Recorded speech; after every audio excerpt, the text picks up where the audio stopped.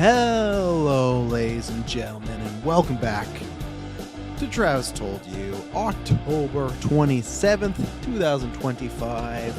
Few days away. It is Halloween week. We are a few days away from the greatest day of the year, Halloween, Hallows Eve. I guess Hallows Eve, is that technically the term, right? They have the All Hallows Eve, but that's not like Christmas Eve, but who knows? It's a great time. That's my favorite day of the year. It feels a little odd this year because we're doing the extra live stream next week. So usually it was like Halloween and then the stream happens. So it's feeling odd. Next year's going to be the same thing because Halloween's on a Saturday. So the next couple days or next couple years is going to be great. Obviously, I think I've said this before with Halloween. We usually just let the girls take it off anyways at school if they want to, right? Sometimes they want to go in. But so far, I think the past couple years after Halloween, when we say, hey, you want to stay or you want to go, they're picking to stay. Eat their candy, hang out. We kind of do like an addendum usually the weekend, a couple days after. There's a couple other Halloween movies that we haven't watched we're going to be watching, so which we're going to be doing a lot I think this year because there's a lot of stuff. We're a busy bunch, you know. That's the thing with the 5 kids now. Lots of activities. Gwen does dance. What is it right now? Monday, Tuesday, Friday, and then Saturday and Sunday. Sometimes they're combined, but still, there's like 5 days out of the week. Logan's in Kung Fu, and then has Girl Guides, and then Ellie just does one, but, you know, she's 4 years old now. Next year, she's in kindergarten. She'll do more. It's always something, right? So I feel like, and schedules, podcasting, life. So I feel like this is definitely with the family, the least amount of Halloween stuff I've watched this year, which is kind of a bummer, but we'll make up for it. We have actually, I guess, just been spamming lots of times. We try to watch all of Goosebumps and Are You Afraid of the Dark? So we're in the middle of that. And it's a good time. And then November, then Christmas, just crazy. But I hope everyone is doing well. I am here for today at least. Wednesday is a TBD. I put that, or that will be on the GeekVerse schedule this week that drops on Patreon because I am off Wednesday, Thursday, Friday, and Monday for my day job. I booked that off. Fucking Mr. Patzer, because I usually book off a few days. I always make sure Halloween's booked off the day before that, but I also book off the day after the 24-hour stream, like the Monday after, and then a few days so I can prep. We did move the stream, so now I have a random Monday off for no reason. I can't take the Monday off for the actual extra life. So, but whatever. It's all good. So, we got that going on. Obviously, November 8th, 24 hours, extra life. That's going to be tons of time, and a fun time. Everything's getting announced. Events, etc. As usual, I added to the schedule this week because even there's some that came up where all the events right now, I think the events that are locked in are like the events that are on the schedule are happening, you know, unless something really catastrophic happens, or catastrophic. I don't know what catastrophic means, but the events are happening. It's just a question of, I'd say the tournament and the trivia, those times are locked in. The rest of the stuff kind of gets like, oh, I'll be there, or I might have to step out of this time, etc. So as always, subject to change, but we will do said things, and we will do the stretch goals if we unlock them. This Thursday, we'll go over the full preview. We're going to do GeekVerse 677. It's going to be myself, Dilmus, and Taylor Field, because obviously Kirkland's still in Japan until the stream. So, we'll be going over some Halloween fun stuff, what we've been watching, an extra life full preview, lots of good stuff, and feed lots of good things. Listen to It Chapter, no, not It Chapter, I guess. Welcome to Derry, episode 1. That's out now. Our review of that. And today, talking Spider-Man 4 about. I didn't have this on the rundown. I don't think we've ever talked about this in any spectrum because I thought, I don't know. But then the guy that Mattson Thompson, that's a tongue twister, but he had said some comments about it that I was like, that's just kind of. The weird way he phrased it is kind of weird that maybe there is a possibility, right? So we'll talk about, obviously we've kind of fantasy, like, oh, wouldn't that be amazing? But I'll talk about why I think he said what he said and what it could mean, and hopefully we could get that. I'm going to review Frankenstein and Shelby Oaks. I got to see that on the weekend, did a double header. There'll be no spoilers, so don't worry about that. A little box office breakdown.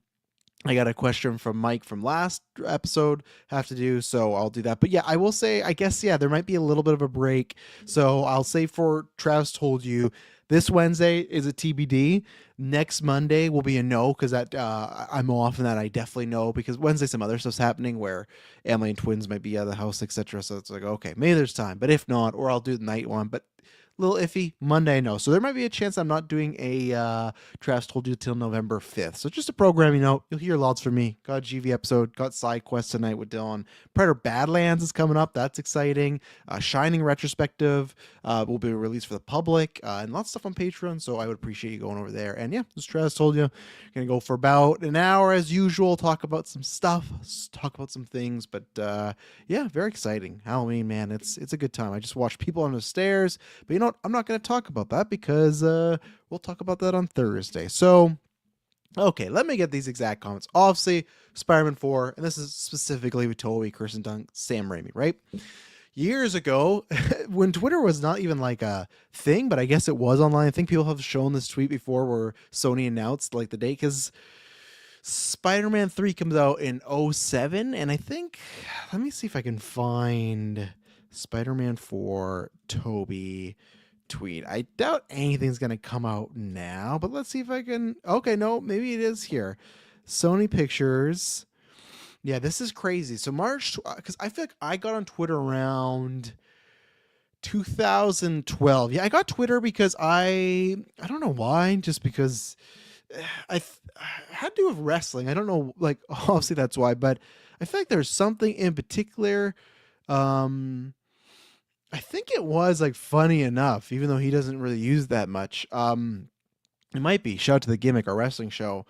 I feel like it was around 2000. No, I think it was 2011. Yeah, I think it was around the time. It was before that, but I just feel it was around the time when CM Punk was about to leave WWE, and I wanted to talk about it. This is at a point where none of my friends. Yeah, that's definitely it. None of my friends no longer watch wrestling. My first follows and followers were all just wrestling related, and that's what it was. Where I had no friends to talk about wrestling anymore. Comic books were starting to pop off. I had people, they were still watching those, but wrestling, I used to, maybe I indoctrinated some of my friends, but they were interested. Like I feel like all my friends, the Geek First friends, will say that they put up with it a little bit, but they go, oh, okay, I understand a bit of wrestling. I might watch. Obviously, they've watched a few things with wrestling for me, and we did some streams. But that was the day where I had no one to talk about it, so I got that. This is like 2011, 2012, and then look at this tweet from. So this is 2009 March. Sony, like the Sony official account, put this out here. I'll pull it up for the visuals. Look at this. Sony Pictures to release Spider-Man 4 May 6th, 2011. That's crazy. It tweeted out March 12th, 2009, 9:53, which is kind of nuts, right? To think about Twitter at that time. But obviously, lots of those things have those origins where they were around for a while and then got a falling, right? And my God, look at my fucking hair. I haven't said what my costume is. Maybe I have, but if not, I'll show it on Thursday. It's nothing crazy, but I've been growing the hair out for it a little bit. Can't wait to get it cut before the stream. It's just been, and I've want to get some length, but it's just like the sides are weird. I don't know. So Extra Life, I'll be looking fly. But so obviously, a lot of this has definitely sparked after No Way Home. Tobey comes back. That's a big thing. I think it was everyone like, oh, imagine if we get the 3 Spider-Men together. That happens. What can we do? Blah, blah.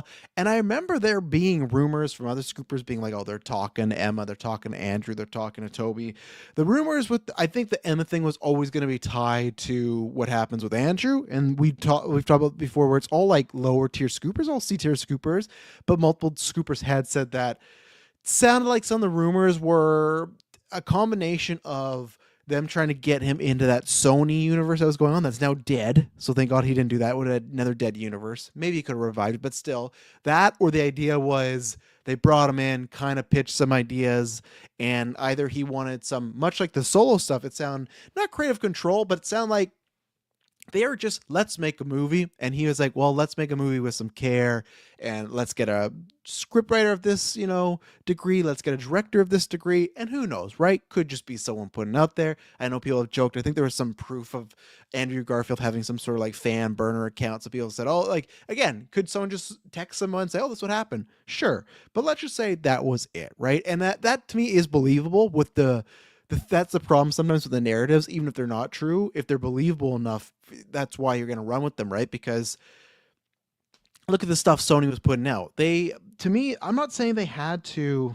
Oh, geez, I'll talk about that maybe in a second. I'm not saying they had to go get Martin Scorsese and Christopher Nolan, but look at what they did with Spider-Verse. And even then, you could argue Room Fleischer, okay, like start off some talent, but I just feel like they did not. that they just felt like cash-ins, right? As we've talked about before, Hollywood's always trying to cash in, but there's always a level degree of, is there a fine balance between we're trying to make money and then investing in the art in this, or it's just trying to make money? And that's where the Sony universe with Venom, Morbius, Craven, which I still haven't seen, that's what it ended up feeling like, right? So I can believe that. And there's been talks. I don't think Tobey's ever been asked, but I know Dunn has. I know Sam Raimi has.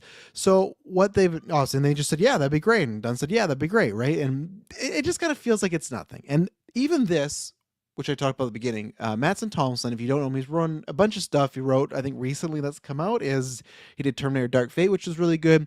He was an uncredited writer on the Batman. I don't remember how that went down. He just talked about this in his threads where he said like he didn't find out till the day of the trailer and was kind of heartbroken, right? But luckily, at least he's insinuated on part 2, he's a co-writer with Matt Reeves and he's going to get credit this time. So he did write some of the Batman. He's going to write some of the Batman part 2. Not sure how much of a, but the writing partners. So he had before said that he had a pitch or an idea or yet and that's where it became kind of fan stuff like, well, you got this writer who, has some level of success. You got Kirsten, you got Sam Raimi, all saying, yeah, we do it. Like, that'd be so awesome if it happened, right? That was very much the fan stuff. But he did this kind of Q&A, which he pops up on Twitter. I don't think I even follow him, but I see this stuff. And so the quote was, someone asked him, I can't remember what the set of the question. I'm not sure if this article has it here or not. Let's see. Not really. So I don't know what the setup was, but his answer was slow and steady wins the race. There won't be anything to say about that for a long time, if ever, because it involves a lot of people, politics, and things going right and have nothing to do with me. But I haven't gotten a no yet. So there's 2 versions of this, right? There's a version where he's emailed or spoke to a Sony exec, like at a party. Hey, I got this idea. And like, oh, cool, great. And that's it, right? And that could be his, like, oh, they haven't said no. And I apologize if my Wi-Fi seems weird. I'm seeming like I'm moving slow. So I'm sorry if there's any audio or video issues. Not sure what's going on there. But there's a version of that where it's some embellishment of, I haven't gotten a no. So it's just somebody type away pitching it and no one's saying no, right? I feel like my hope, and everybody has a different spectrum, and this guy's much more successful than me, that's fine. But I would hope somebody on his level would probably say, don't say something in this ilk if it is just, I bumped into somebody, I sent an email, and just because, like, if you send a text, a Facebook message, an email, you ask someone out on a date, and you haven't heard back in 6 months, that's a no. That's not like, well, I haven't got a no yet. No, that's a no. That means it's dead. It's down the water. Not happening, right? So I'm gonna say he's been in the business long enough. He's been around some bigger projects. He knows somewhat what he's doing here. So for me,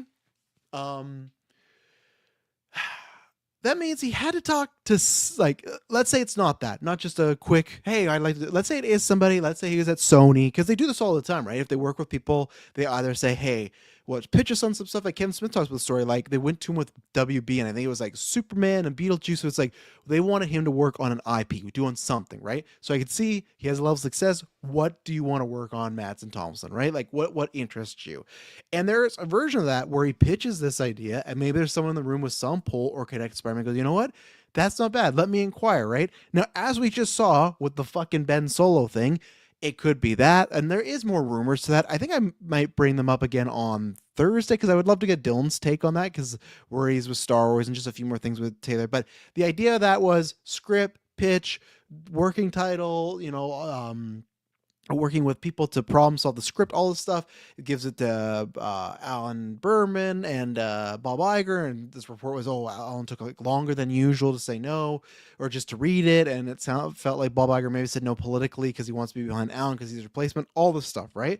So it's the same way where someone could believe in Thompson's script, but then bring it to anybody and go, you know what, let's not do this, right? So it could just be that. It also could be, to try to be positive, is, hey, we're doing Spider-Verse. We're going to finish that up. We're, because there's also rumors going around that Holland is not in Doomsday, but Maguire is, right? Whether that's a post-credit, whether that's an actual scene just to set something up, or he has a character arc, who knows? That could be a version 2 of maybe he dies or gets captured, and that brings Holland into the adventure, right? You would think the whole world multiverse being at risk would already bring in Tom Holland, but, sometimes you still need a thread, right? Like, same thing, Hulk crashing down into Doctor Strange's Sanctum Sanctorum. No matter what, Doctor Strange was going to help out when Thanos invaded, but it gave a thread to the story to make it more, just flow a lot better, right? So that's where I'm trying to take the hopeful approach, because the bad approach is they pitch it, yeah, it's a great idea, let me talk, and it goes nowhere, just in the ether, fairy dust, right? The good approach and hopeful approach is, hey, he's in Doomsday. We know he's in Secret Wars. He's in Secret Wars. Let's cap that off. And same thing too. Maybe it's we don't know the fate of that character, so we don't want to promise anything. Like, let's say they want to have Tobey Maguire have like a big Iron Man moment, etc. Which I don't think it's warranted. Like, and I know that that's where I'm usually not on Sony's side with these things, right? Because obviously MCU lately has been rocky, but they have a far better. They just lap Sony with the track record, right, of what they've been doing the past couple of years. But in the defense of Sony, and they are working together, but I would say, hey, if you want a big, like, if they have any interest in doing Spider-Man 4, if they don't, yeah, kill them off, big moment, cool. But if they have the slightest interest, which I don't know why they wouldn't, if they have the slightest interest, or maybe an idea of an interest, like, we might be interested in this in 3 years, to take it off the table. Now, obviously, character style time, it's never gone. But if you want that exact version and he dies, and then you just do Spider-Man 4, that seems odd, right? You could always place it before Doomsday as like a prequel. You could always say, oh, this is like another what if of what if he didn't go to the MCU, but it's the same Tobey. It gets a little muddled, right? It's the same way of, I didn't love it, and I'm not saying this is the reason the Flash bombed or anything, but I think one thing that at least hurt a lot of the Batman stuff was, Keaton was great. I like the story of him being kind of very Gandalf the White type of Batman, where he's a god tier, and the idea of like, oh, he kind of saved Gotham. So I don't mind that idea of what this is a what if of Batman kind of getting this happy ending. But the way it wasn't exactly Michael Keaton's Batman from '89 Returns felt a little odd. It's like, why? Like, you feel more invested then, right? Even if he was gonna die, it's like, well, that's fine. Like, I don't think he's doing more, but that's the same thing. They didn't want to do more, hence cancellation of Batgirl. It does get messy and confusing with the multiverse and all the stuff, but that's why, if you have any idea and you guys are a partnership, I'd say, hey, do whatever you want, but let's not, if you want a big sacrifice, cool, make it one of your characters. Don't make it Tobey Maguire, right? Because why should they bend the knee? Because obviously Marvel's MCU's helped them. They have a good partnership. They share money. They share creative stuff. I get it, right? You might not want to puff up your chest like, well, you don't do that, but you still got to stand your ground and say, hey, that's great that you would want this big moment, but we could have a potential, whether it's just a one-off movie, which I think would be very successful. I think No Way Home proved that. I think this is a legacy sequel. Like, the money's there. It's not like Keaton with Flash that bombed or Indiana Jones that bombed. I think obviously with Jackman, with Garfield, with Maguire, on the Marvel side, they have proof of this could work, especially like budgetary reasonably well. This could really work out for us. I think it'd be more than fair to say we're not going to have you kill off one of our IPs just to have a big moment here. Especially, it's different. Marvel does this. They got Fantastic Four hopefully cooking, doing more. They got X-Men starting up. They might reboot some of these characters. They got a whole thing, right? Sony, especially if they keep working with MCU, well, their Tom Holland's still tied to that, so that's happening right now. Miles Morales and Spider-Verse, they've said that they're not going to do any live, even Feige said that, they're not doing anything live action with the character until that's done. They've killed the Sony universe, which, most of that didn't work, but the Venom movies made money and produced. So it's almost like that would be a natural step of, you finish Spider-Verse, Tom Holland's doing the MCU stuff, the Venom stuff's done, what do you do? Well, let's go to do a legacy sequel before we start a new universe, X, Y, and Z. You can't just, hey, we're going to do, another, at least they don't want to, another Spider-Man, right? And I guess could do Garfield. The same thing kind of applies there, but I just feel it would feel odd for them just to have that dying off, right? But again, they could have told them that, hey, the ball is in Feige company, in Feige's company's court. They can do whatever they want. And if he's alive, great, we'll come back to this. If it's not, then sorry, Madsen, that's not going to happen. I don't think the money isn't killing him off. I think there's lots of other characters, and I think there's tons of money. Whatever the pitch is, whether it is like the current Ultimate Spider-Man run where it's Mary Jane and Peter have kids and he's, and I obviously wouldn't be like that, right? But I mean, like, that concept of Peter Parker, Mary Jane with kids older, I think that's a good idea, because you're not going to do that, I don't think, with Andrew if he were to come back. I don't think you're going to do that with Tom Holland Spider-Man currently. I think you get Peter Parker, you get Tobey, get Kirsten back, That's obviously you need those two. You need Kirsten as well. I don't want some fucking shit where MJ died in between movies. No, that to me would honestly hurt. Like, it's a package deal. Even though I don't think they're like one of the greatest couples ever in comic book history, or even the chemistry's there. But to me, it is a package deal. And I know he's pitching Raimi. That's the other thing. And again, too, with Raimi, like, why couldn't you like, like obviously Doctor Strange is there, but they always go with Hollywood. What have you done for me lately? That was a success. So I wouldn't go, hey, the last time he worked with Marvel stuff, it was a success. I don't see why they wouldn't get Sam back. To me, it's not a deal breaker for the public. I think it's a deal breaker for me for a lot of success. Don't get me wrong. If they said, hey, for whatever reason, we got Tobey and Kirsten back, but we couldn't get Sam back, or he didn't want to do it, whether it's money or creative, I go, well, that sucks a lot. Now I'm still excited for those two characters, but I'm going to be a lot more pessimistic on the movie coming out, right? But you get Sam back, then we're good to go. You get a hot young actor or someone new to play one of the villains, that works out. You can cast those kids. You don't have to do them as babies. They could be teenagers. You can get a good actor and actress to play one of those children. Like, it's there. I think no matter what is a success. I wouldn't say it's a $1 billion movie. It could be. I think it could be with some of the legacy and the kind of nostalgia people have for that. But with these characters, as long as it's budgeted, again, appropriately, I think it would be a success. Varying degrees of it, right? And that is before we get trailers, promotion, all that stuff, right? So, and again, maybe that's the idea too, that they don't even know if they want to have two Spider-Man movies out. I think that can work, because I think No Way Home kind of set that up perfectly, of Tom Holland as the Marvel MCU Spider-Verse or Spider-Man, and then Tobey was over here doing his own adventures. Like, I don't think that to me is less confusing than for the public audience or the general audience, more than the Batman Robert Pattinson Batman thing, right? And also, like, not saying it's impossible, Gunn and everybody can make that, if they do it right, they can make that easy as well. As here's a Batman there and here's a Batman there, same thing. This Batman's by himself, this Batman's with Superman, great. As long as you market, and that's why No Way Home did as a story. I think they did a good job of fleshing that out and showing, okay, you can go down this route. So that's the only reason I talked about it today, is because it was interesting that he says it's not a no yet. And there could be tons of things we hear of projects. Look at Ben Solo. That was worked on for 2 years and then didn't hear about it till now. Also, people keep pushing. And, I hope that happens. I'm not, I don't know, hopeful it will. And same thing here. This is like a great idea. I think the Ben Solo one, if we're comparing, right? I could see some argument of the not, oh, he's dead. That's a dumb argument. I could see arguments. I know people say, oh, Soderbergh and his movies, like, he a lot of times comes on time and under budget. We don't know. We really don't know. It could have been a situation we talked about on the episode with Taylor the Cantina, where it's like, hey, you guys want this? We had rumors of Adam Driver was wanting a lot more money on F4, because apparently he did audition, or like was in talks for Reed Richards, and that happened, or that supposedly happened, but the idea is they couldn't meet on money. It could be that too, like, hey, we know they're not going to budge on X, Y, and Z. Let's not do this. Or it could just be, hey, the sequels made a lot of money, but creatively that was a mess. Fan-wise, that was a mess. We don't want to go back that route. We want to just go to completely something new. I disagree with all that, but I can at least see someone in the room. You could make an argument against the Ben Solo project, right? We have all these analytics and all these reasons why we think it could fail or not do well. The Spider-Man one, like, I don't really see it. Kirsten Dunst is, I can't say bigger star than ever, but she's in more attuned projects than ever.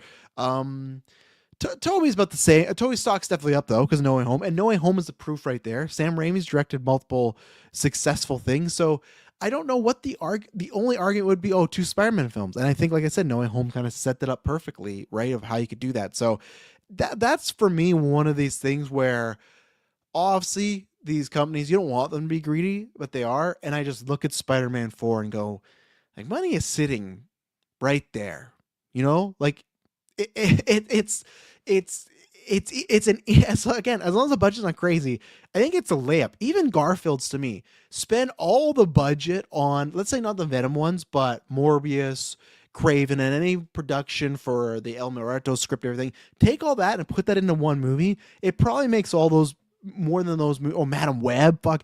It probably makes all of them combined. The Adam Garfield one, right? Because you can argue Garfield, he's bigger than he was than during Spider-Man, right? And if you get Stone back, she's bigger than she was. So, but they're both just kind of sitting on easy money, and I don't want to say that as like a creative and someone that wants the script to be great, but my perfect world is script is great and then this also happens, right? Like they make the money, but I don't know, it's odd, it's very odd about it. And yes, Finn McClay, he says everybody called Zack Snyder's Justice League a pipe dream. Absolutely, and I was in that camp as well. I did not think that was going to happen. I think for multiple reasons. I will always say that I wonder in a multi-universe that, in a better universe, that COVID didn't happen, because obviously lots of things happened. We lost a lot of people. Lots of people got sick. Lots of people lost their businesses. I think politically, especially my canon, got fucked from COVID, because it was just like, I felt like we got the line got drawn and it's hard to get back there, right? But that did play a lot into it, Clay, right? Of COVID happened, theater shut down. What could we do? Well, let's give the budget towards this. I'm not saying it would never happen, but that helped propel it if it did. And that's why sometimes things could happen. That's why if I was Sony, I'd say, don't kill off Tobey. What if Sony has because didn't they do, no, Warner Bros. Minecraft. Sony, what do they have? Let me look at, we're going to search Box Office Mojo in a second, but what do they have this year? I thought they had, obviously, and I know people memed on them for like, they fucking sold, what is it? They sold K-pop Demon Hunters. You just sometimes never know, right? Like I think now companies will pull back, because you look at Demon Slayer, we're going to talk about Chainsaw Man, K-pop Demon Hunter. I think K-pop, anime, that type of genre, or those countries bringing in product, it's showing, and we talked about this with Demon Slayer, there's people that grew up on anime that have the fucking money to spend now, and they will go to the theaters to see this stuff, right? So that's where I don't, when Sony, people meme on Sony for K-pop Demon Hunters, you sometimes never know. I bet there's a good chance that comes on the theater and it doesn't do anything, because those other ones are established IPs, right? The fact is, it grew on Netflix, started to grow, and then put in theaters, and they made money for it, right? So that's something where I'm not going to meme on Sony because they missed out. Like, sure, do they wish they had that back? I imagine so, but like, okay, so like Demon Slayer, already 5. So, okay, Lilo and Stitch, Disney, Minecraft, Warner Brothers, Jurassic is Universal. I think How to Train Your Dragon's also Universal, right? I know it's not Sony, but F1, that was Warner Brothers and Apple. Superman is Warner Brothers. And sorry, I'm reading the top box office movies for 2025. Fantastic Four is Disney. Mission Impossible is that's Paramount. Conjuring, that's Warner Brothers. Captain America: Brave New World is Marvel, Disney. Thunderbolts, Disney. Sinners, Warner Brothers. Final Destination: Bloodlines, that's Warner Brothers. Weapons, that was Warner Brothers. The Bad Guys, now that's who I wasn't know who's made about, but like what are we at now? We're at 17th movie worldwide this year, and I haven't got to a Sony movie yet. That is also, let me just confirm, it says distributed by Universal. Okay, so Bad Guys doesn't count. Snow White, Disney. One Battle After Another, that's Warner Brothers. Elio, Disney. Freaker Fighter, Disney. 28 Years Later, I think that might be Sony, right? I think that was, and that sucks for me because I love that movie and I want more of them, but Sony. So it took me to get to the 22nd movie for the top 2025 to hit a Sony movie. What if that happens the next year? Obviously, they got their hands in a bunch of other stuff in PlayStation and tech, and they also came out yesterday and say, hey, we're not buying Warner Brothers, which is great, But what happens if and they got Spider-Man, they want that happening, and you got Spider-Verse. But let's just say, other than a couple of these Spider projects, let's say they keep having a couple bad years. To me, it's like, again, easy money, Garfield right there. And fuck what they say. To me, like, if I was Sony, if that was part of the deal, and they're like, I would say, hey, times are tough for us. We're not having hits. We're making these movies. And if MCU is like, well, we're going to pull out, like, I think, don't get me wrong. The movies that Tom Holland could do, like, let's say, Brand New Day comes out, partnership is over. Do I think those movies are going to be better off? No, absolutely not. But I feel like once you get through Doomsday and Secret Wars, I already felt that a little bit before. I felt you've kind of done everything you could do. Not everything, but I just mean that because you have Spider-Man, the X-Men, Spider-Man, Fantastic Four, but in that big era, I feel like you've done a lot with Spider-Man that you could say, hey, MCU, we got a lot of stars. Now, granted, though, playing the tape back, I did say that when I thought some of these other MCU characters were going to be bigger than they were, right? So maybe I'd walk that back a little bit. But as Sony, I would just say, like, hey, you're actively hurting our company. We want to stick in business with you and help each other. like, let us make these movies. Doesn't matter. And like, look how long it took to make the Tom Holland one, right? That was 29 or 2021. So it's gonna be 5 years by the time that comes out, half a decade. You could say, hey, we could have made another Spider-Man movie in between. And I'm not saying it's for sure going to take long to get to Spider-Man 5, but if Holland wants a break, he wants to do something else, then it's like, hey, we can cook over here with this other stuff. So I just, that's where I'm never always on Sony's side when it comes to Marvel stuff. But with this, for business, I'd say let us fucking make our money. Like they own the IP. Whatever you want to say, the movies they own the Spider-Man IP. What are we supposed to do with that? Marvel sold back in the day, so not much you can do. Let's see here. Some questions here. Clay says, if Dunst couldn't make it happen, is a recast out of the question?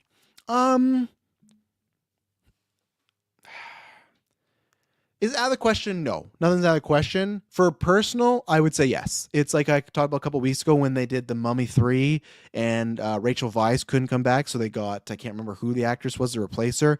Chemistry wasn't there. It just didn't feel right because she had to have chemistry with her brother, and then Brendan Fraser's her love interest, and even the son. That was a new actor, but still, it just didn't work out on all the chemistry reads. Just didn't work out for the mother, son, brother, sister, husband, wife. It just was off.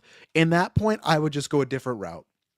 I'd make him single because you make that right of him, and that would suck, right? But like single dad as Spider-Man, that's gonna fucking blow, right? We're all about Spider-Man having a tough life. Imagine Spider-Man being a single dad. We're trying to be a hero and bounce his kid, late to pick up his kid. People think he's a shit dad. The kid not understanding, thinking his dad is, doesn't love him or her and keeps an arm of distance and think there's some non-connection, but really it's just him trying to save the day, missing dance recitals. Like, it's cheesy, like easy pickup stuff, but like that was what Spider-Man trilogy was, right? There's a lot of easy, cheesy pickup stuff, which I enjoyed, which we miss of some of the MCU stuff, right? So I would say that, or you do a new love interest, whether that is you get fucking Bryce Dallas Howard back, you do the Black Cat, because that was the plan, right? Because apparently Spider-Man 4, Anne Hathaway was supposed to play Black Cat, but then it changed into Vulture's daughter, which didn't sound great, but still. That's what I'd say, Clay, is new love interest or do just a single dad thing. Superman Mike says, I would personally rather have a proper ending Andrew story instead of epilogue to Tobey's. Obviously, I'm going to do the Iron Man, why not both? But if I had to... if I had to choose, now I am in the camp of Andrew. Before I wouldn't have been, but like I said before, Andrew Garfield to me, like with the Amazing's help that's there, but to me the No Way Home solidified him as the best Spider-Man Peter Parker. And when No Way Home before it came out, I had him ranked last, to be honest. But there was just something in that movie that's the most I've ever felt Spider-Man appear in the comic books right there. And, obviously there's some darker stuff that's going on, but that happens sometimes with Peter Parker, right? So I think I'm with you, Mike. If you were to say, hey, you can't have both, what would you rather? I do think Andrew, like getting that proper ending would be great because you can end Tobey's story in a Secret Wars, in a Spider-Man. Even right now, you could just say that him and MJ end up together and it's happy, right? With his ending on such a downer, story-wise, it would be better to close that off. I just think it sounds to me with Garfield, it'd be hard. Before I thought it was harder to get Tobey in the room, not Andrew, but now I think post No Way Home, I think it is, because I think Andrew had such a great experience with No Way Home and working on that creative with them. I think he wants to get that right and it be right, not just cash in. I could be wrong, but I feel like Tobey's kind of down to cash in. He's kind of down like that check's big enough. Yeah, sure, I'll do this. So, but I do kind of agree in that sense. So. Let's see here. I will, until we get to the box office, I want to answer this because Mike, you did send this in and I want to get to it on Wednesday, but I didn't. I don't know if on another show. He did ask, because we're talking about Frankenstein and Shelby Oaks and box office in a second. Again, there'll be no spoilers. So obviously if you don't like those, then you can tune out. But if you're interested, I'm not going to spoil any big things. Frankenstein, you kind of know the story, right? But Mike said a quick little epilogue to the horror movie Rushmore, which if you didn't listen, a couple of weeks ago I made a Rushmore. Not going to tell you who's on it. Go listen to it. But this person was not on it. He says, if we include TV in the calculation, do you think Ryan Murphy earns himself a spot in there? Which I should have done a non-TV one because obviously to spoil, Mike Flanagan did make it on there. But I even said that on newscast. It'd be interesting if I took that out if Flanagan would be there. I think it'd be a tougher case. Probably not, right? But I think the reason he's not there, and it's kind of the same thing as Flanagan, because I think he represents two, and I guess here's another spoiler. James Wan's on the list. I spoiled half the list, but that everyone knew that half the list, right? I think they're both ways where Ryan Murphy is kind of like James Wan, where he had a huge, at least for TV wise, right? He had a huge impact on TV and streaming with American Horror Story, Crime Story. But like with those ones, American Horror Story, American Horror Stories, there's another one like Scream Queens. There's tons of stuff that through the zeitgeist, through popularity, like made a big deal, right? So he has that working for him. I think he also did a lot of stuff that for even like FX at the time was stuff you wouldn't see in almost like a big mainstream sort of way, right? It'd be more a niche show where American Horror got very popular, but there's a lot of kinks and a lot of sexism and or just sexisms, not sexism like fuck you male, like no, like just lots of sexy stuff going on, right? Lots of stuff going on that you don't see on your regular TV, which he did that with Nip Tuck. Obviously took a little break with Glee because you can't do that in that show. At least I don't think he did. I didn't watch Glee, but I think the problem is though, so it's kind of similar to Mike Flanagan, where he definitely put a thumbprint, and with James Wan, where lots of multiple franchises. That to me is just that's where Flanagan is sorry the better version of him. Even though I'm sure Ryan Murphy has way more money and can sell a show just like that because it's Ryan Murphy, absolutely right. But I think he did hit more of a mainstream audience eventually, which is still good for horror. He definitely raised up horror to be talked about more in that decade because we kind of talked about in the early 2000s. I feel like it was having some lulls, right? Other than the odd movie or show, or not even show, right? But even horror shows that felt like they kind of went away or was non-existent. It felt like those were miniseries, right? Obviously you had Twin Peaks, but they felt like they were exception to the rule. Like every couple, maybe half a decade, you get a horror show that worked. Where Ryan Murphy made multiple, but he also just showed that look how big this can get with American Horror Story, and then multiple people tried to do that, right? So, like you could say, like people would take a shot at Stranger Things because of that. Because horror TV can be very tough to do. We talked about the It Show, right, and even Alien Earth. For me, it is just the quality of it there. I love the very first season of American Horror Story. That's pretty perfect. I think it's like a 9.5 maybe. I think there's some, but even then I could probably itch it to a 10. Love that. And there's American Horror Story, many great concepts, right? And even we talked about this a couple weeks ago with Monster. That to me is his best work. That is one of the best seasons of television, just quality wise. I know it's controversial, and I get why. And I get why people don't like it. I think the Ed Gein one is more, and even the brothers, but the Ed Gein one is more of an example of the negativity that people say about Dahmer is really there in Ed Gein. Don't get me wrong. I think there's some people that are actively like reviewing it in a non-biased way, but there's a lot of people that just don't like that content. And I get it, right? Osgood Perkins talked about the way his dad was portrayed. And I understand that the same way with the Dahmer stuff, there's probably some stuff in there. And we know there was stuff that people took exception to, right? I'm saying you cut that out. Take all noise away, just show-wise. To me, I think it's fantastic. But I think that whether it is obviously hand some stuff off and produce it, but other things that he was in charge of just kind of go downhill, right? That's always the problem with most American Horror Story. It looks great, it's shot great, has a great concept, great actors, but that ending or the last few episodes always falls apart. Like not always, but like 8 out of 10 times it's gonna fall apart and not stick the landing. I think the first 3 seasons he did stick the landing. I think obviously 2 and 3 I'd say 3 and 4. 2 I did not like Asylum. That was not good. But I think he got better at it and his team got better at it. But then there was way too much of it down the line. So yeah, I think it's just quality wise, Mike. But like I could see someone make an argument. Like obviously it was just strictly TV, then yes. Maybe if it was also just strictly like 2010 to 2019, you could also maybe make an argument for it as well, right? But I think these last 5 years, Glee fell off a cliff massively as season 1. Okay, did he leave that show too? I can't remember. I'm not even saying like a mean way. I just mean like I remember we talked about with Monsters. He did that. He did that with Nip Tuck the last season. He was barely involved. I didn't watch it. Did he leave? Did he kind of like get it a big hit and then go? I don't know. So let me know, Mike. Sorry, should have said water break. My bad. Yeah. So let's talk about box office. I'll probably leave it off quickly because I got about 20 minutes here. I'll give 10 to each. Might do box office very quickly because I didn't do it last week, but that's like too surprising with it going on. So saw Frankenstein, saw Shelby Oaks. I'll start with Frankenstein first. The theater was like kind of halfway full. I went to look at the box office. Just to bring up that. Let's see. He was involved throughout. Okay, well there you go. Just gets a one and done for the quality of Glee there. So, but Saw them, did a doubleheader. Frankenstein about half full, which is good. Would love to know what they make because obviously Netflix doesn't release those numbers. Because I went to look at the box office to see what it did, and it's nowhere. And I thought, oh man, did it do that bad? But I went right.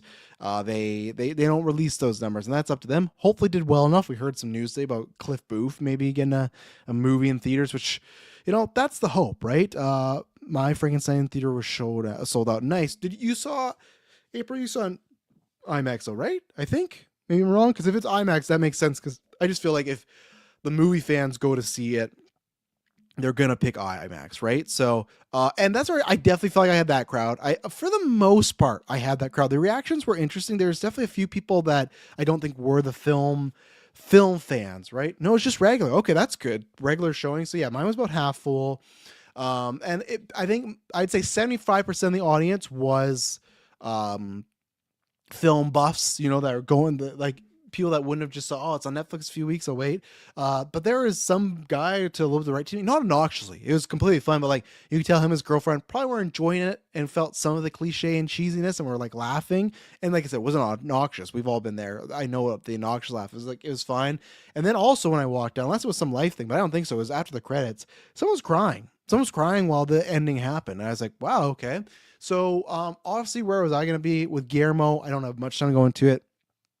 I love a lot of his stuff, but I feel like he's a director that no matter what, when he does something, I'm going to have a certain level of respect to it and love the craft. But he's not one of my favorites. Like even watching this, I was like, I still haven't seen whatever the hell the last one he did with Cooper, with the circus one, which is on my list now because like, right, I got to get to that, right? But he's, you know. Blade, I loved. I'm trying to think of like the most recent stuff. Hellboys were never really for me. Shape of Water, I really, really enjoyed, but I never went back to. But I think that was great, and I, obviously won Best Picture, and I think that year I was fine with it.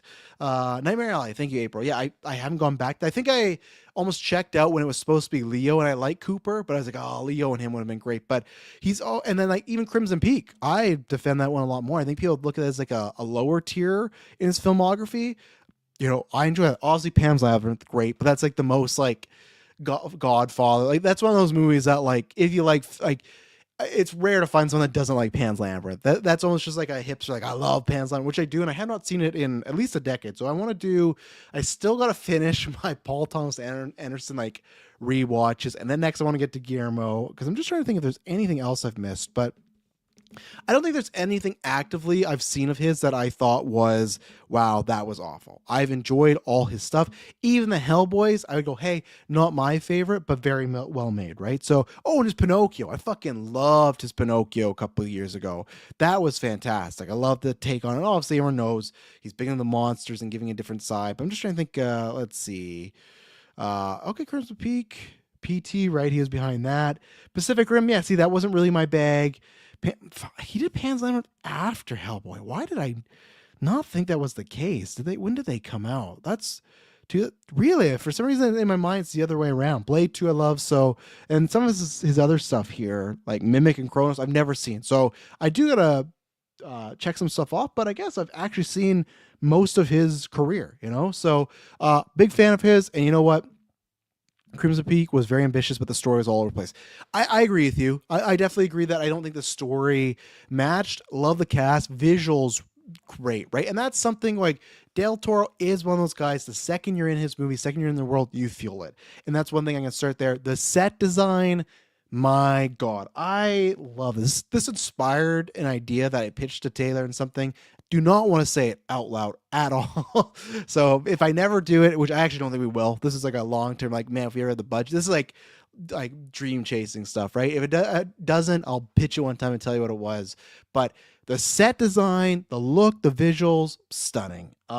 Shots, like a smorgasbord of stuff going on right here. And I guess I can just like, I was going to lead up to it, but just because lack of time, I'll just say, I absolutely loved it. I love this movie. I'm sorry to bring her back because I'm hoping Dylan will make that his pick.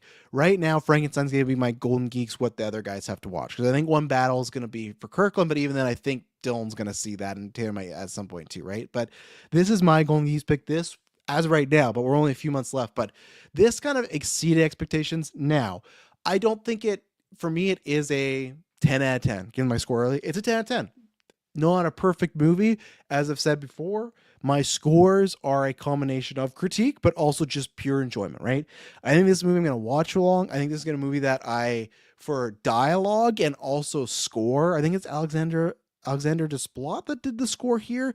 This is one that I cannot wait till someone on YouTube to make like the ambience room. Because if not, then I will happily wait for the movie. And I think people are with me when I say this about like the Batman or other things. If I say, oh, it's a movie that I could easily fall asleep to, that's like a compliment. There is a bad way to that, right? But this is like at times, even though there's grotesque stuff and loud stuff, there's like a soothing kind of like trance to it. The visuals help with that. The score helps with that. Let me just see. Composer is, yeah, it's Alexander Desplat, who, great composer. One of my favorite tracks ever is obviously it's Snape's tale, or Snape and Lily, and then it's also the track that Dumbledore. I can't remember what it is, but it's when you lose Dumbledore.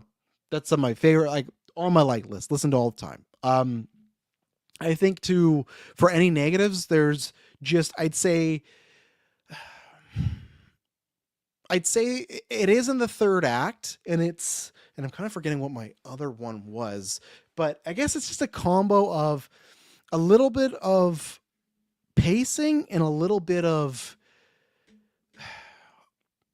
it feels a little rushed, which sounds odd because it's a 2.5 hour movie. I think there's some stuff from maybe act 2 you could have shortened and not necessarily cut. Like there's nothing in here I would want to cut. I want a longer movie, so that's where I guess I would just say go a little longer. It just feels, and I don't want to talk about how the template of the movie, because it's not just an A to B. I'll minor spoil that. It's not just like you start and get to the end. There is a storytelling structure to it.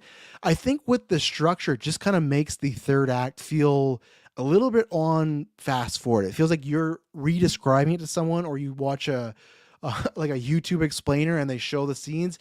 It just feels like there's a couple jumps that don't work because of the time, where I feel like the first act and the second act, especially the second act, which I'm fine with, lots of time to breathe, lots of time with these characters. So that's why I'd say some of the pacing and maybe writing of the third act feels a little iffy. So that's why, yes, if I was giving it a critical, it would not be a 10 out of 10. But for my enjoyment, it was because set design, fantastic. Scores, fantastic. Acting, fantastic. Oscar Isaac is so good, man. Not that he was bad Moon Knight, but I just sit there and go, right. I remember why I said this guy was perfect for Moon Knight, and now he's just kind of getting fucking wasted over there. He's such a talented actor. He's like such like a hot little geeky nerd in this one at times too. Like just some of the outfits they give him, and no, he's fantastic. Goth and Waltz are very, very good. It's not like career best because they're a smaller amount, but there's another, I don't think it's a spoiler to say, like there's some flashbacks of Frankenstein when he's a young boy, and I can't remember. It's the guy that played Tywin Lannister. Funny enough, on our last newscast we talked about him a lot. The relationship with those two is really good. I could have even used a little bit more, but the one that's the standout here is Jacob Elordi, because I'm somebody that's on that camp that people like. Some people enjoy it, some people don't. There's many people that look at Euphoria and Saltburn. It's kind of like, trashy, like music video. They don't like them for whatever X reasons, right? And I feel like some people get put in a box, even though you got Sweeney in there and Zendaya that are also great actresses. But I feel like people have kind of put Elordi. I think there's just lots of people, if you say Elordi is a great actor, they might not like huff at it, but they might not be on the full bandwagon, right? To me, this is a movie that, in my opinion, is going to turn any doubters around. They're going to go, okay, he can, and I already was there. I thought he was a perfect guy for Superman. I think, yeah, he could do Bond. Like, I think he is a versatile actor, because even in Euphoria, for kind of a jock asshole type of role, he brings some layers to, right? And Saltburn, he's very charismatic, right? Like everyone fell in love with him in this very innocent, very emotional, very just lets himself go a lot, especially in that earlier stage and I think there's a risk element to it. And that's why I will say I think the people that were laughing didn't like, because I will say at times he plays a child like Frankenstein, right? I think in other actors that can come off as Tropic Thunder cheesy or kind of goofy, right? But for me, it's so innocent, and it is something that I could have, and obviously Andrew Garfield was the choice before. I could see Garfield playing it like this because he is a phenomenal actor. I could believe he does anything, but I think with Lordy it helps his career. And I think there's just certain ways that he did play in that, obviously because it's just Jacob Lordy, could only be for himself. And one thing, physical wise, maybe they would have made Garfield bigger, but with Lordy being such a tall dude, that really helped in these scenes with Frankenstein acting like a child, but then towering over somebody. It really brought something to it. So yeah, April says give him the Oscar. Obviously, you'd have to be in supporting, and like, could I get in the bandwagon? Maybe. Like, I know I'll be fighting for him in Golden Geese. I don't know the win. I have to wait obviously till the end because I just can't think about everybody. But he's up there right now. I think he did a phenomenal job. So he should turn a lot of heads. Like, to me, he's unlocking stuff in a performance wise that clearly is there in him, right? Because he did it. But for us, the audience, being like, oh, there's a whole new layer of things he can do, and I think he just really put himself out there. It's a risky. I'm kind of losing the word. There's another word I was going to describe him as, but he's taken some chances, and for me, they really work. It's a brutal film. It has really good natural humor all the way around. Nothing feels out of the ordinary. Nothing ruins the plot. Kind of what we just talked about in the Itch. Not that it would ruin the plot, but something in the It Welcome Dare where it takes you out of it. I think that is paced really well because obviously the third act gets a little darker and that's fine, but the rest of the movie has a good balance of drama, romance, comedy, all and like kind of horrific gore, like all the way throughout. Like I think it works very well. So no, I absolutely loved Frankenstein. Definitely, like it might sound weird, but I think it might be my favorite Guillermo one. And I think again, I've seen some critiques of it that I can get. Like I think there's some people that it's similar to critiques that I feel like Mike Flanagan gets, which we talked about before, where Mike Flanagan will have these monologues and people might call them a little cheesy or a little like just kind of explaining too much, over exposition, a little preachy. And I think that I've seen some critiques about that where, there's not a lot of subtext in here. Like Guillermo really puts in your face. And I guess like, granted, sure. Like I think some of that happens, but I think some of the era and the time helps with that. But I think it still naturally flows, especially when you're with Frankenstein, you're dealing with a man into like a baby into a man in like a regressed rate. So it's like you'd kind of have to explain, or that character would look at things in a very definitive, in your face way, right? Like they haven't even like gotten the idea of subtext or being subtle, right? They haven't earned that. They haven't learned that yet. So I didn't have that. I think if some people want to bring in some pacing, some dialogue, it being a bit too long, I could understand that, but that's the best thing about film, right? It's all subjective. Never felt like it was too long. I felt in the middle there was like a time where it was taking its time, but I was never like, oh, cut this and this. I went, okay, we're definitely, we slow down with the structure. There's times where it just comes to a screeching halt.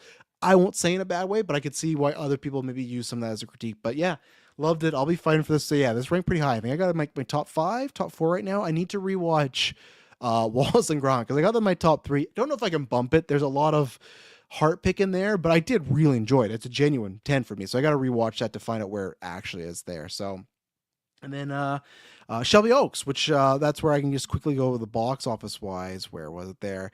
That did like 2 point something. Did I lose all my stuff? Oh my God. I closed the window in there. So we're not doing box office. What was it? Chainsaw Man #1, like 17 and 19. They're anime, which is not even a big one, right? But that does it. Again, proving the audiences. Black Phone had it was like a 60% drop or something. Pretty good. I feel like it's going to be just on par with that first one as far as money wise, like either a little over, a little under, who knows? There's already some C-tier scooper saying 3 is planned. So great. Like you can go check out our review. I was happy with that one. And I think there's more to explore with that character. And then Shelby Oaks made 2.4. So obviously we don't know about anything, right? With marketing, all that stuff. Obviously it's Neon, so they're not like going out there making massive campaigns.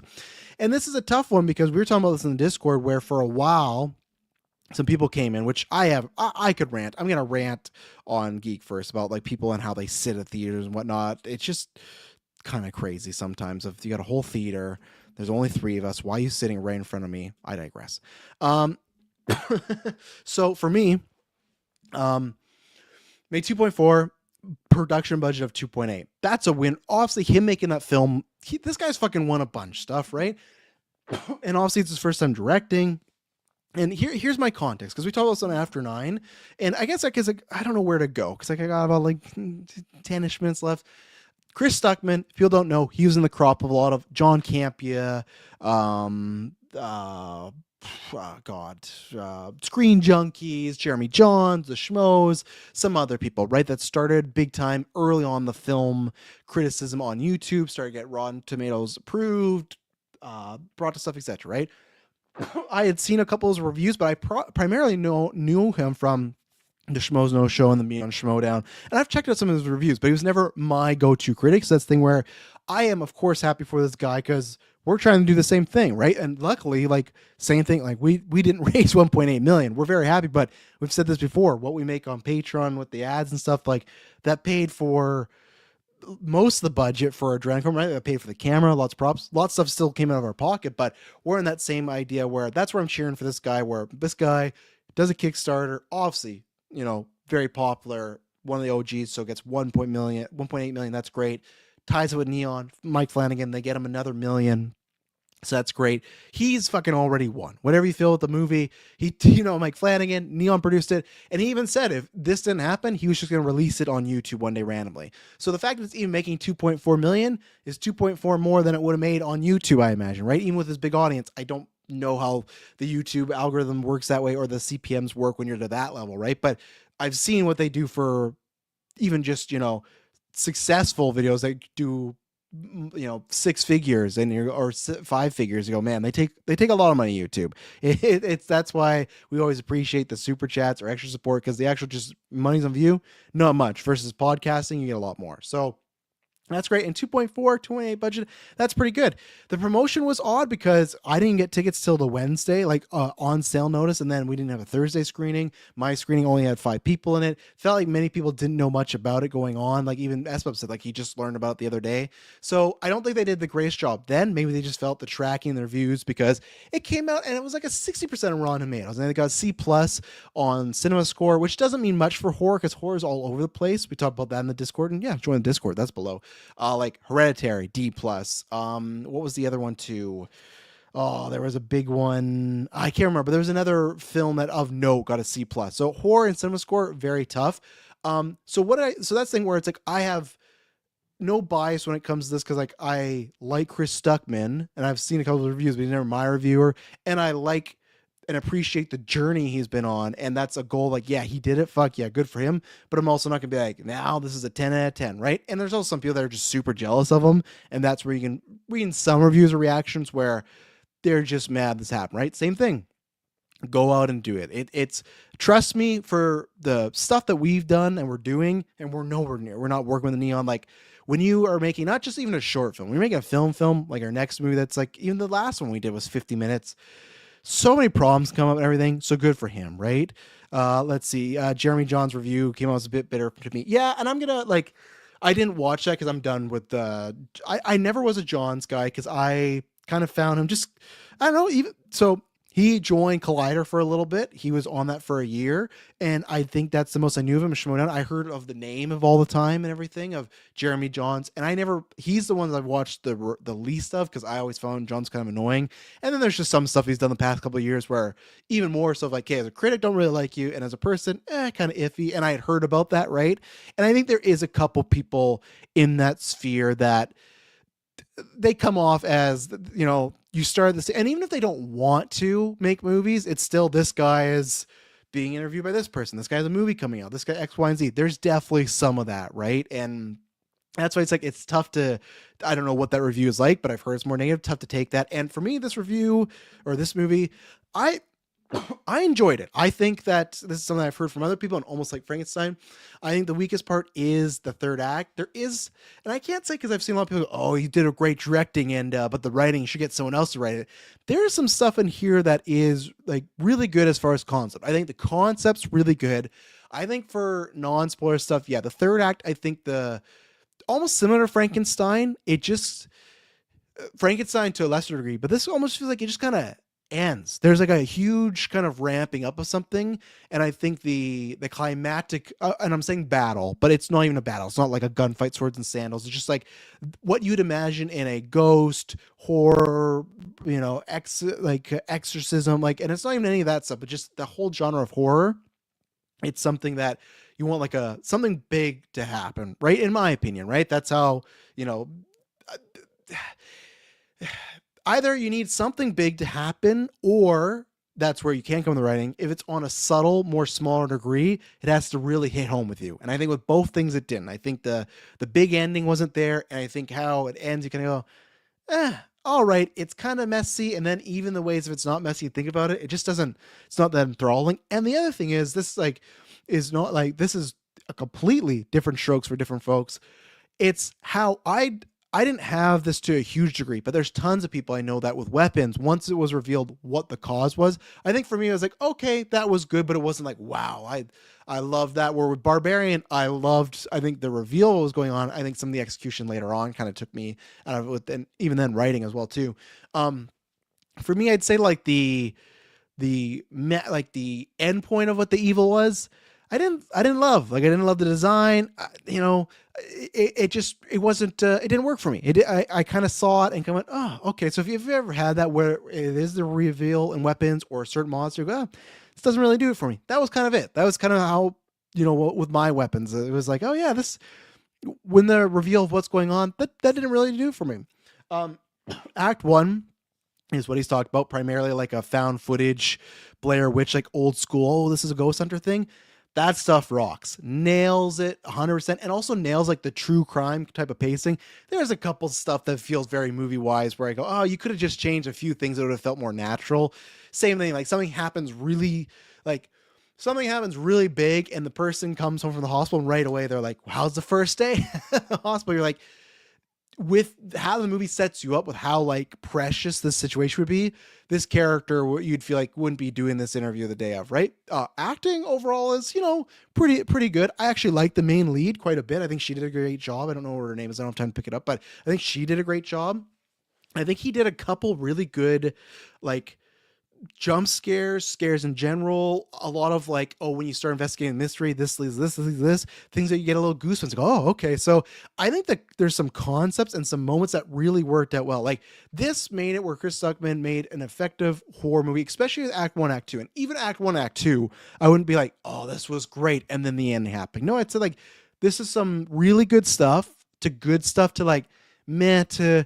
I don't think if anything goes into me the bad category. Like I don't think so. I think there's maybe little stuff like maybe a performance there or one little beat there, but like nothing like this was really, like, is it kind of a at times run the mill horror movie? Sure, but it's also the guy's first time up to bat, right? Like I'm sure there's things he's gonna feel about, right? There's stuff like even my just 50-minute adrenochrome film I watched now, I go, oh, hate that, and I'll never say what it is. Maybe when we do the commentary track, there's a couple where I go. Like, and there's stuff that I didn't even notice where I'm like, then you watch it back and you just go, oh man. And it's stuff you just can't change, right? Because you've shot it, you've done this, you go, damn, like that's annoying. And that's where now with the other films, I won't say rushed out adrenochrome. Like we had a date one to get out there, people want to see it. But now the other stuff, it's like always going to be a lot more. And especially that was a good trial run for us, right? And it's the same thing for this being a trial run and having a budget. I think he did a really good job. I'd like to see him work with Flanagan. It got to the point where his next film, I would go to the theaters and be interested and want to see what it is. But it's also not like hey, when Robert Eggers has something, I gotta see it. When Ari Aster, same thing. When Hereditary, which came out, and Hereditary, I didn't enjoy it as much as I do now. And in Midsommar, I was like, this is a strange, odd movie. Because the style and because the strengths were so high, I was like, no matter what Ari Aster does, I'm going to see. Bo is afraid, and editing, we're getting to a point where soon maybe I might not be on there because like he's still doing some interesting stuff, but I'm just the highs aren't as high, right? So I think he does have some highs in here. I think there's some good creep up moments.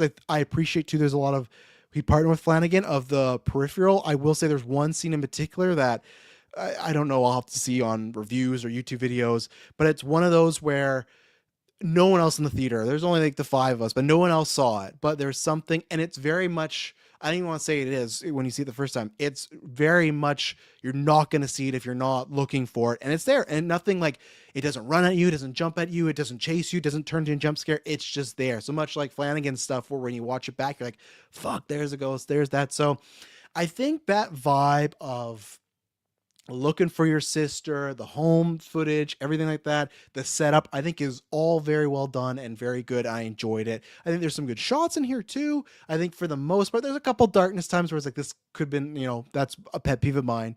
If it's dark, like please let me see. And I think for the most part there is. I think there's like a prison sequence that isn't, and I think the mystery as it gets unraveled, it works pretty well. Like I was invested and I liked it, and I thought it was I had a good time in the theaters. I think I would be like a 7 out of 10 out of it. Like I enjoyed it. I can definitely see some critiques, and that's the same thing. If you watch certain things, if the scares don't get you, and obviously I'm in the theater, so that always helps too, right? But if those certain elements you don't like, then you're going to be less into it, right? Same thing as the way I am with the reveal. And I go, okay, I'm less into that, even though I think some of the build-up's good. Even like there's like kind of two reveals with the reveal, or I'd say the end point. There's multiple. I'd say when we're getting the third act, there is a moment where a character finds something. I got chills right there, rock chills.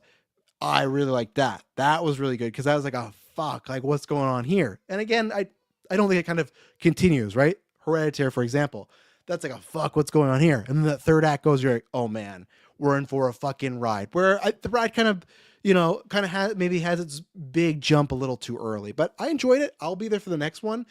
To me now, if he does the next one that's kind of lesser than this or whatever, then maybe I wouldn't be there for all of them, right? I'll be okay, I'll see what the concept is, but this was enough where, okay, I would be interested in another Chris Stuckman project. And it was a fun time. I think if you like found footage or those early type of I actually think Taylor's gonna really like aspects of this. I think it's just like all horror genre, right?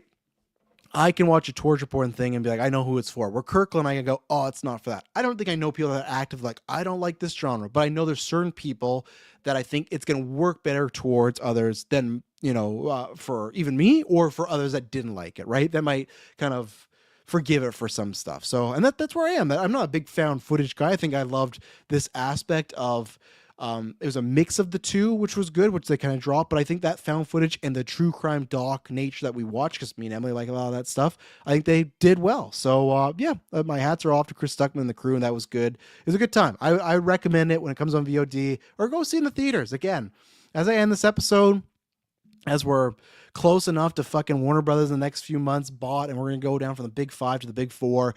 Like that's why for me, and even then, Frankenstein and this, it was very hard for me to see because they weren't on Thursdays. The weekend was busy, and I was out of there like midnight. I did a double screenings, but I sat there. And I know this sounds dumb, right? Because it's like little old me, and how much do we make a difference? But it's like there's almost a time where it's like, you know what? I'm just not going to go. I don't know if I can make it.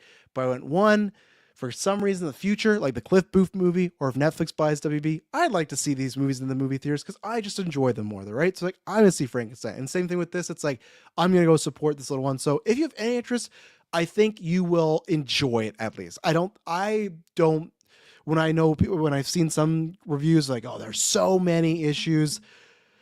I don't know. People, I think, are pretty privileged. I think, again, some of that comes down to who's making it, because there are so much, I promise you, just this year, so much more worse movies out there than Shelby Oaks, which is just like a fun, decent horror, found footage thriller at times. So that's the episode for today. I'll be on Side Quest with Dylan later tonight. Or I guess that's somewhere in the morning feeds. Then I'll be back for news. So Travis told you on Wednesday, that's a TBD. Thank you everyone live chat. Thank you everyone tuned in. Thank you everyone listening after the fact. I hope if I don't hear from you next in the, this sort of sense, everybody has a great Halloween week. And, if you got kids, go trick or treat, go to some parties. If you don't, get some food, get some spoil yourself. Go watch a horror movie and be a kid. Go buy yourself a fucking bagel multi mixed candies and go do that. So appreciate you. Love you. I promise to hear from you.